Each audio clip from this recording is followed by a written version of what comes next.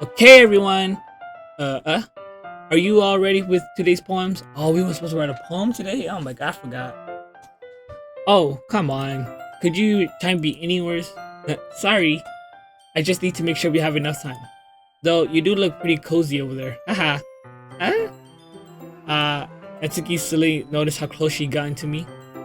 She hastily slices up to a good 12 inches away from me. Alright, guess I'll stop here for now.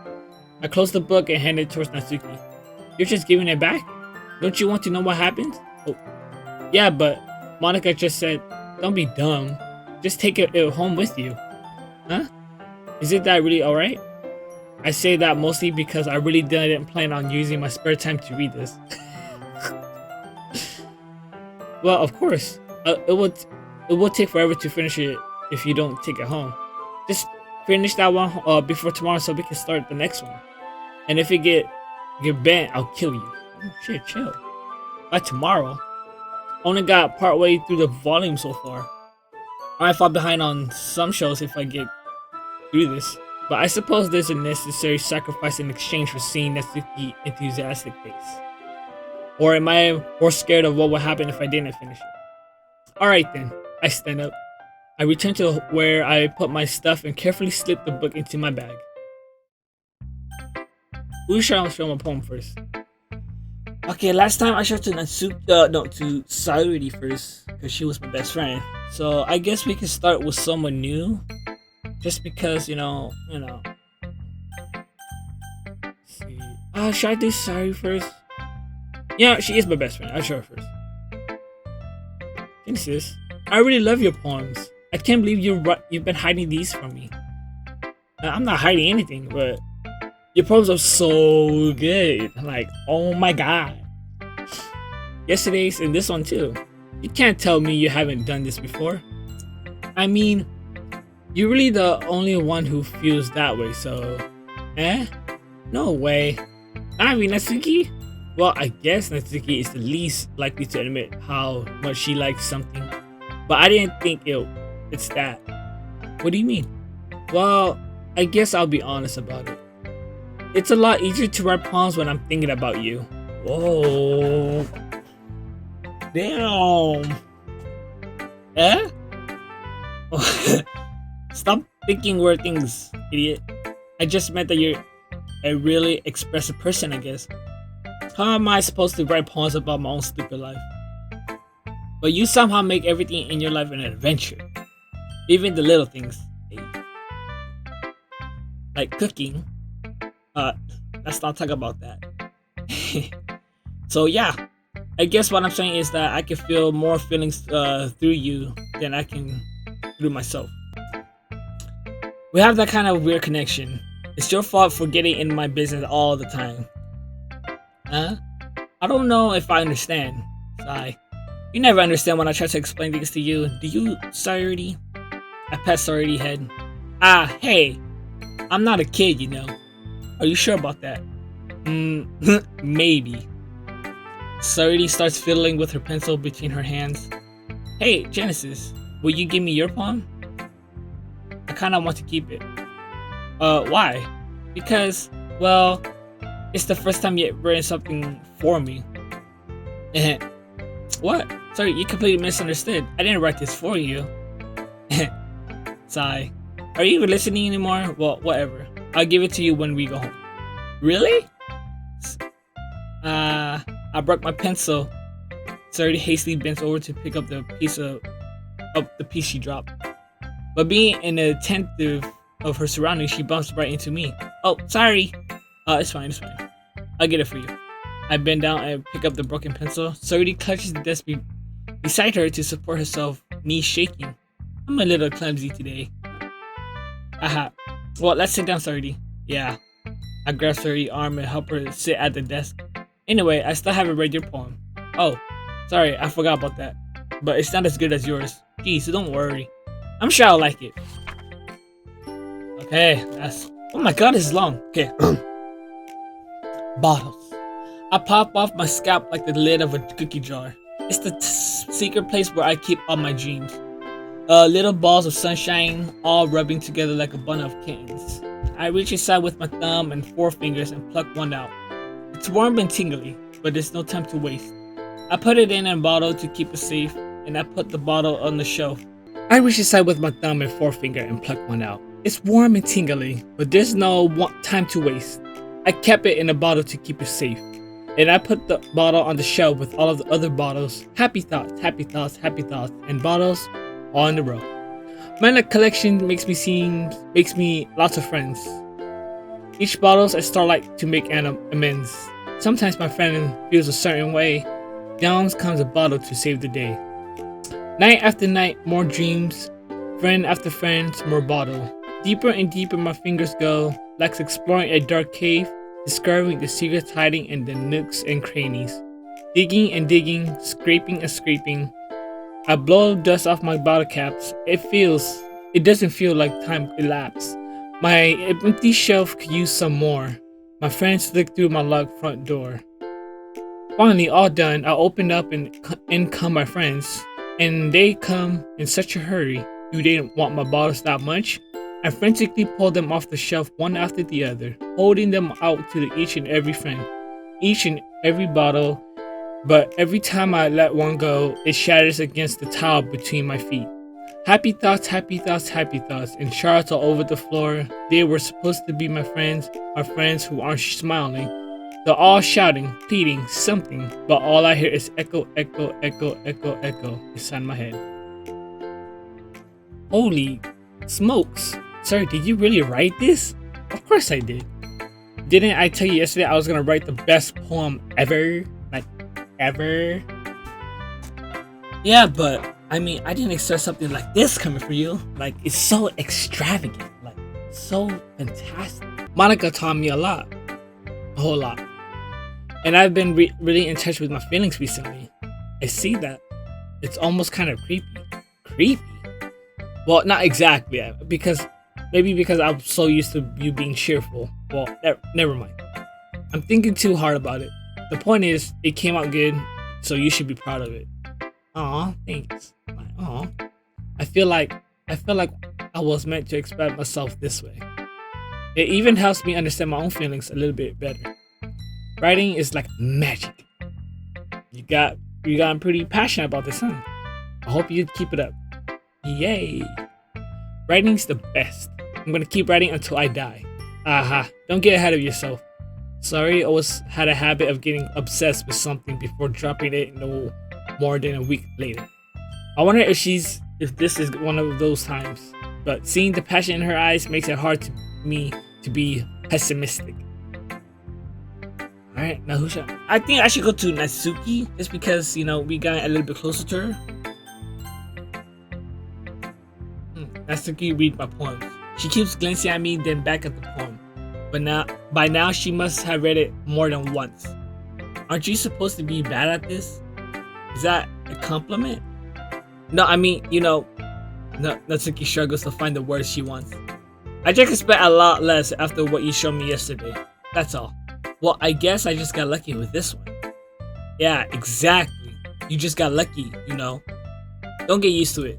You wouldn't always manage to write poems this cute, I mean, well written. So that's how it is. My poem is cute? Hey.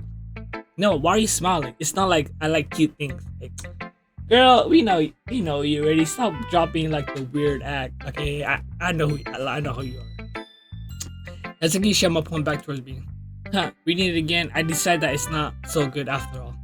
It's too cute and Doki Doki. It will only express, girls who like those kind of things. Haha. For some reason, Natsuki is incredibly easy to see through.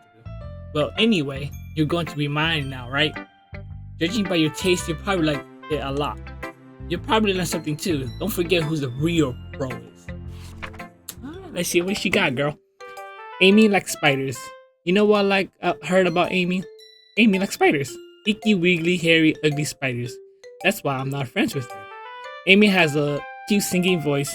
I heard her singing my favorite love song. Every time she sang the chorus, my heart would pound to the rhythm of the words. But she likes spiders. That's why I'm not friends with her. One time, I hurt my leg really bad.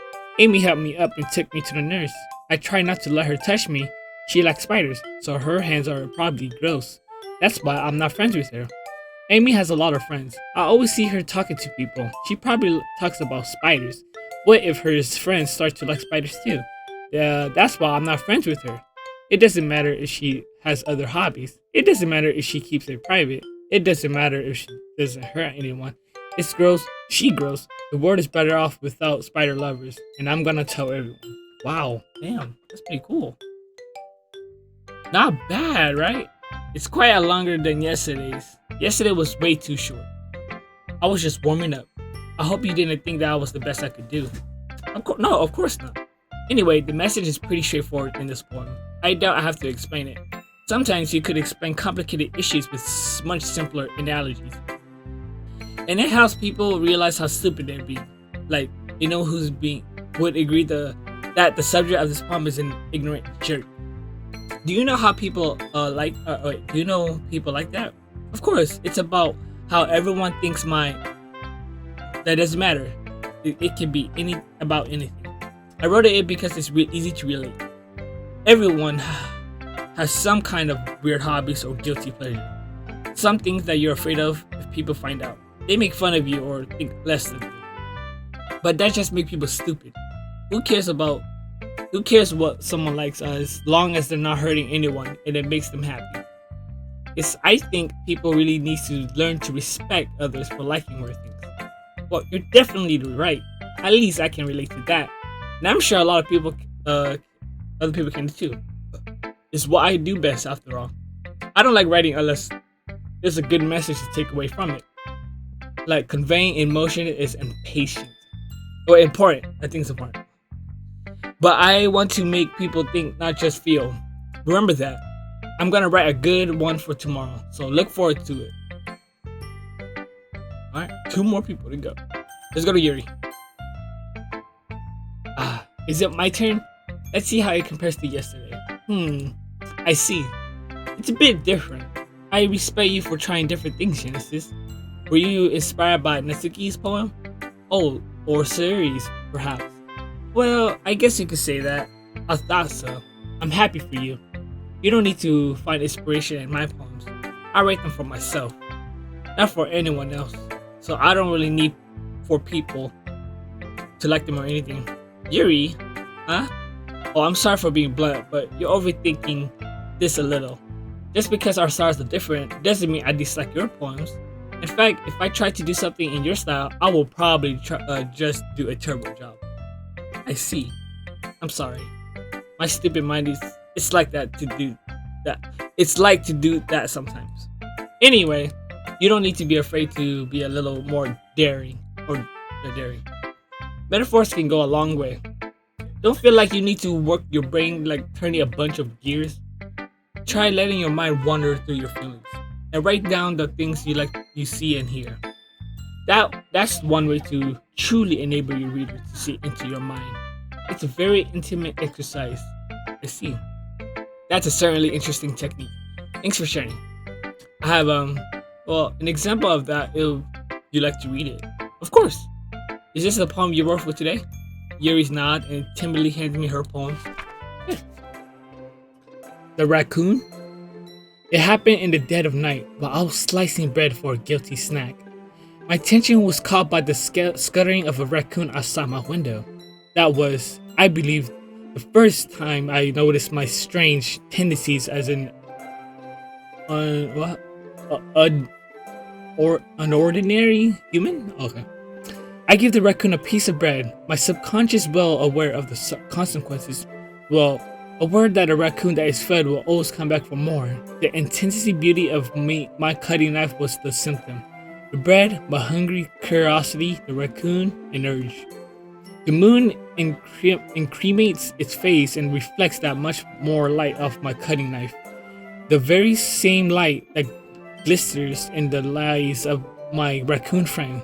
I slice the bread, fresh and soft. The raccoon becomes excited, or perhaps I'm merely protecting my emotion onto the newly satisfied animal. The raccoon has taken to follow me.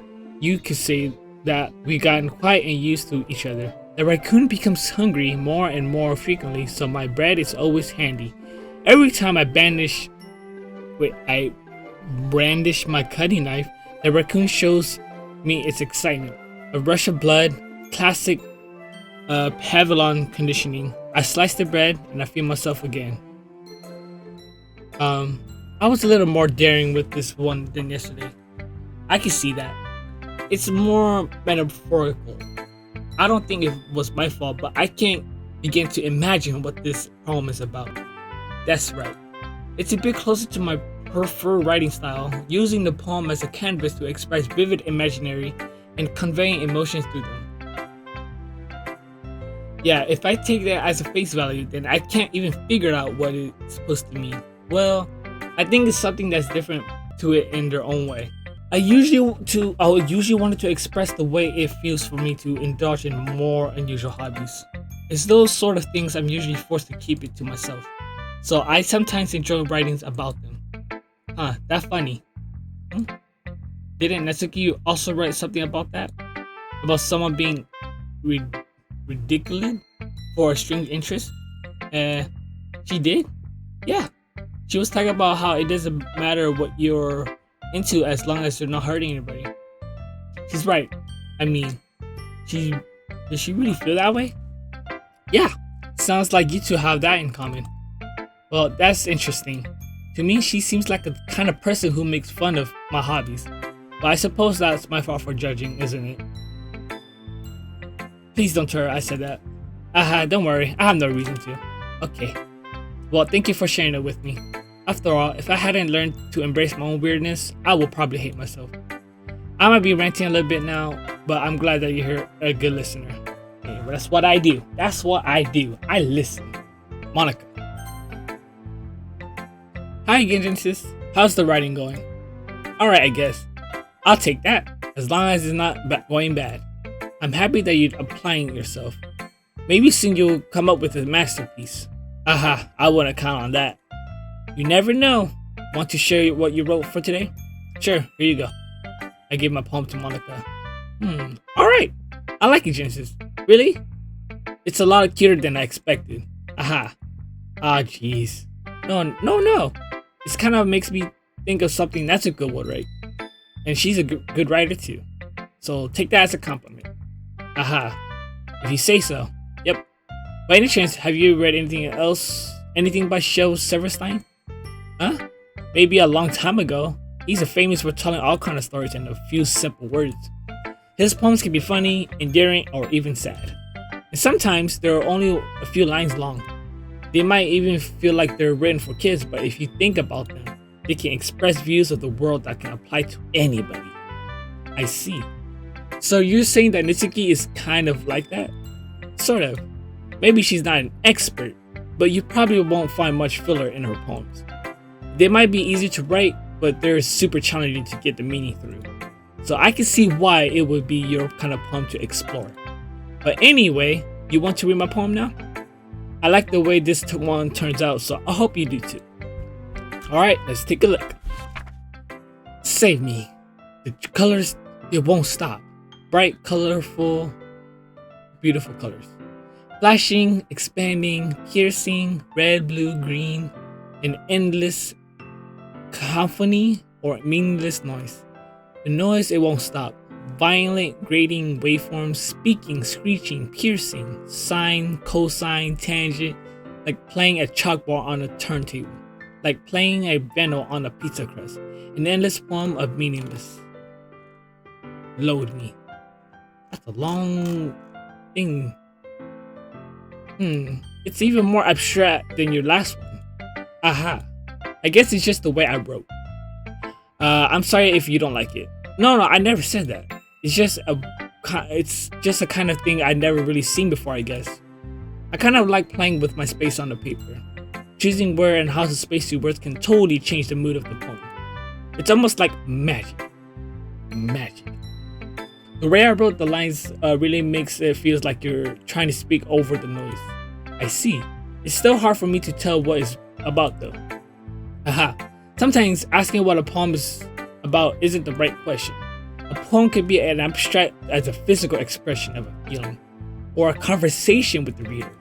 So putting it that way, not every poem is about something. Anyway, here's Monica writing tip of the day. Sometimes you find yourself facing a difficult decision. When that happens, don't forget to save your game. You never know when you might change your mind, or when something unexpected may happen. Wait, is this tip even about writing? What am I talking about? Ahaha. That's my advice for today. Thanks for listening. Alright.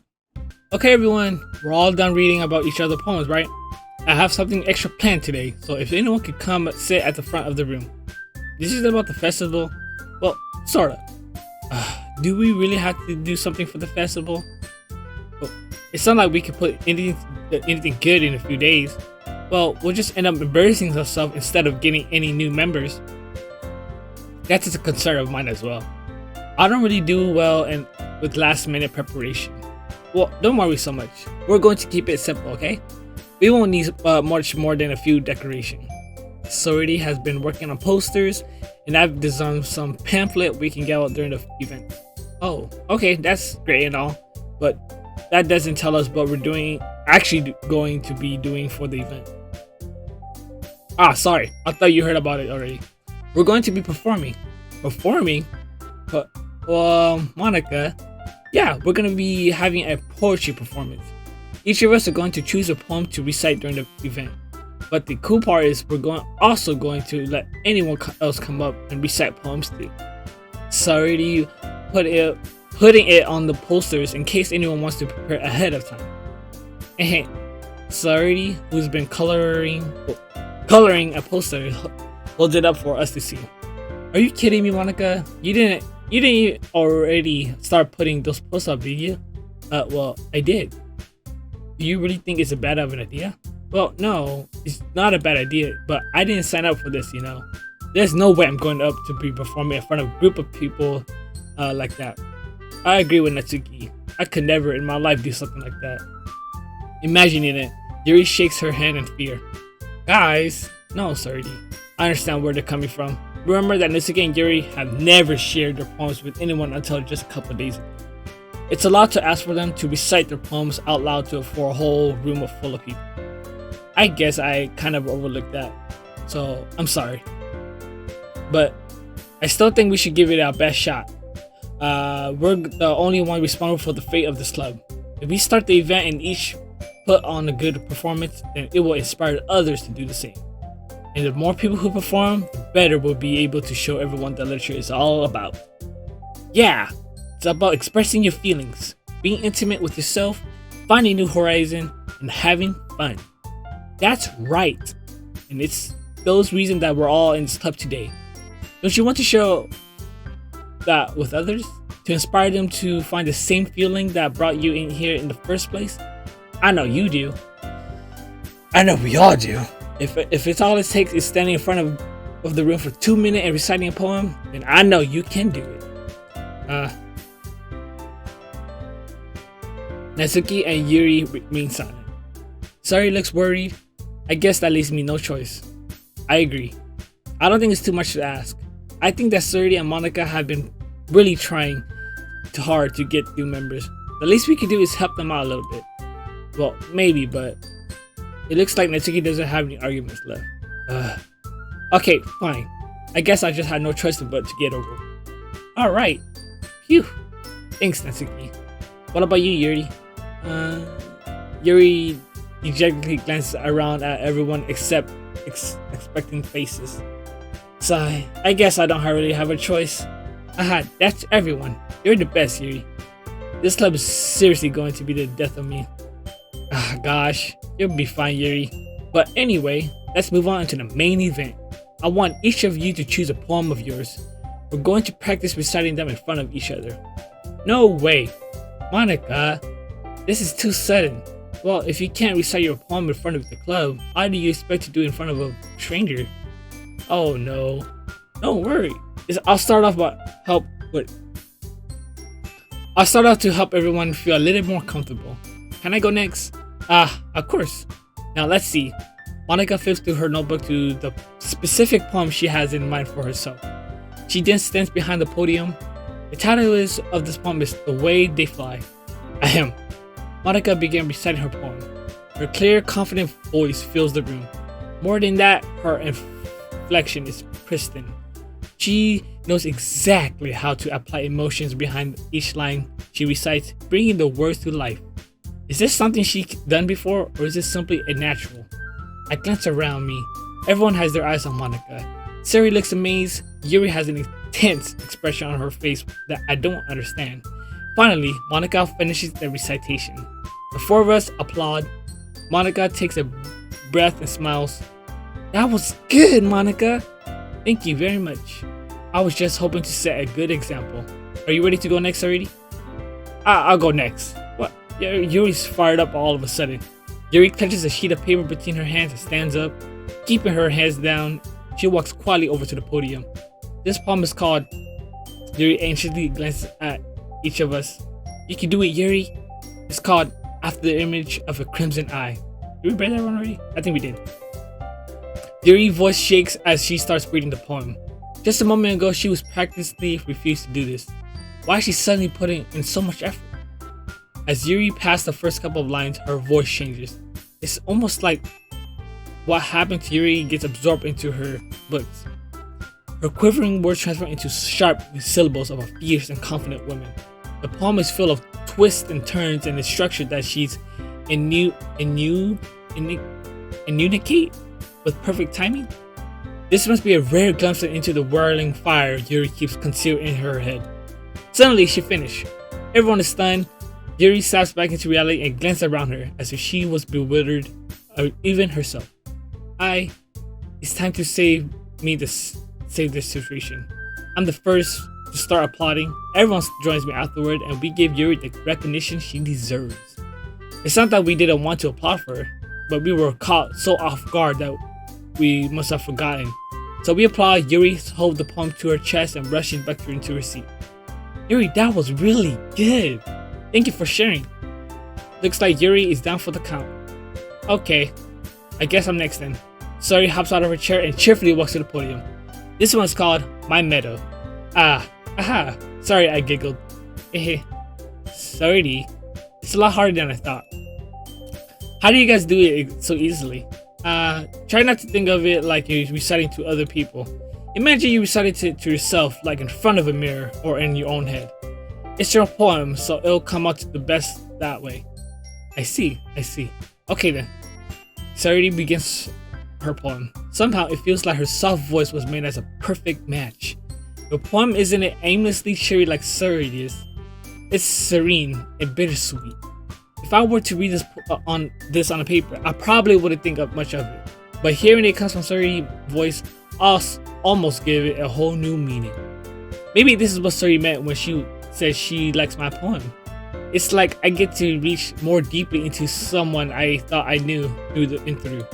Sari finishes and we applaud. I did it! Good job, Sari. Even Genesis liked it.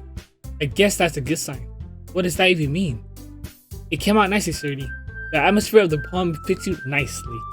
But it might be that other poems wouldn't work as well with the kind of delivery. I don't really understand. In other words, I've seen poems of yours where the sort of gentle delivery wouldn't work as well. They might need a little more force behind them, depending on what you're reading. Oh, I know what you mean. Well, that's what I've been practicing, that kind of thing. It's just embarrassing to do in front of everyone. The next time I'll be going to make you pick a poem that challenges you a little bit more. We don't have much time before the festival, you know. Okay, now who's next? Etsuki? Huh. Don't make me go before Genesis.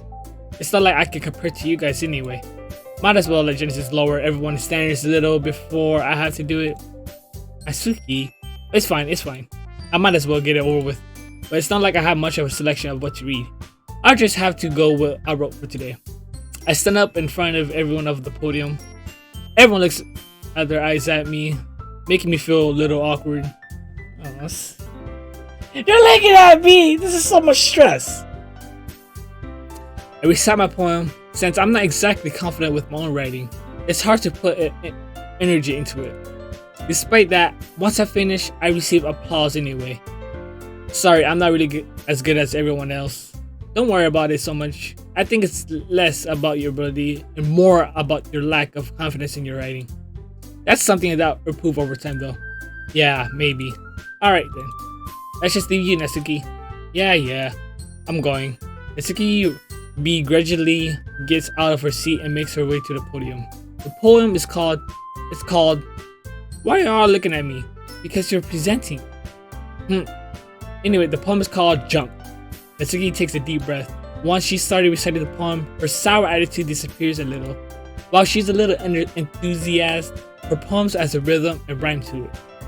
If it's Natsuki trademark style, it works surprisingly well. It's spoken aloud. The words feel like they bounce up and down as if giving life to the poem. Natsuki finished and everyone applauded. She huffs back to her seat. That wasn't so bad, right? Was it? Easy for you to say. You better not make me do that again. Well, do you at least feel prepared enough to recite a poem in front of other people? I mean, doing it in front of other people would be way easier. I could put on whatever face I want for the other people. But when it's just my friends, it's just embarrassing. That's a surprise, Natsuki. I think it would be all the way around for me. Well, that's just how it is, so... Well, I guess in that case, you won't have so much to worry about for the festival. That said, I want to thank everyone for coming through. It might be hard, but I hope that you'll all have an idea of what it's like now. But make sure to pick a poem and get enough practice before the festival, okay? I'll be making a pamphlet, so let me know ahead of time what you'll be reciting. Jeez, I should probably find some other poem to recite instead. That's fine too. It doesn't have to be your own. I'm already pleasantly surprised that you're putting in all this effort for the club. It makes me really happy. Yeah, no problem. Okay everyone, I think that's about it for today. I know the festival's coming up, but let's try to write poems for the festival as tomorrow. Write poems for tomorrow as well. It's been working out really nicely so far, so I like to continue that. As for the festival, we'll finish planning tomorrow and then we'll have the weekend to prepare. Monday's the big day. I can't wait. I can do this. Alright. I stand up. There's no way I'll be able to find the same enthusiasm as Surdy and Monica, but I'll do my best to get through it. If it's for the sake of the club and impressing Monica, then I have to do my best. Ready to go, Surdy? Yep. Look at you two, always going home together like that. It's kind of adorable, isn't it? Jeez guys, don't make me such a big deal of it. Must be a little nice though. Well, how am I supposed to respond to that? It's okay, Genesis, you don't have to say it. Whatever, let's just go already. Oh, Fallen Song is one more. Even though it's only been a few days, a lot of things already have been changed. But today, Sardi is being a little quieter than usual on the way home. Hey, Sardi. Sorry, I was spacing out. No wonder. I was thinking about something earlier. I like how we got into... sorry for almost with the words. So let's just say that one day Natsuki asked to walk home with you. Huh? Why would you do? What kind of question is that? You're kind of putting me on the spot here. I like sorry. You really think I would dish you for Natsuki? Huh? But she's so cute and fun to be around. Jeez. I already seen her in the club every day. Besides, you always seem to be like to go home together. I wouldn't just ruin that for you. You're so silly, Genesis. You think that about me sometimes? Natsuki would deserve if she wanted it, so that's 30. I've already made up my mind. I can't really figure you out sometimes. Alright, sorry. Besides, what's the point in speculating something that's never going to happen? The conversation trails off. It's kind of weird for Suri to care so much about. But I want to respect her and keep her happy too. Then again, the festival is only a few days away. Who knows what will happen in that time? Okay. Alright. That's it for this video. Okay, well. In the next video, you'll see me do this. And I'll see you guys next time.